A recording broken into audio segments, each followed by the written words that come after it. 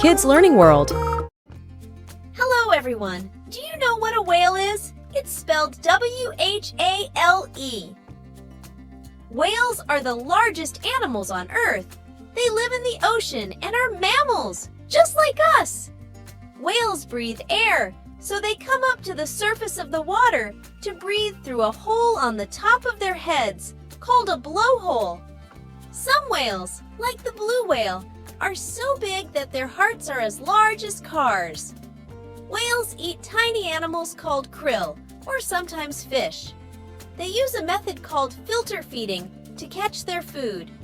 Whales love to swim and play in the ocean, and some can even jump out of the water in a move called breaching.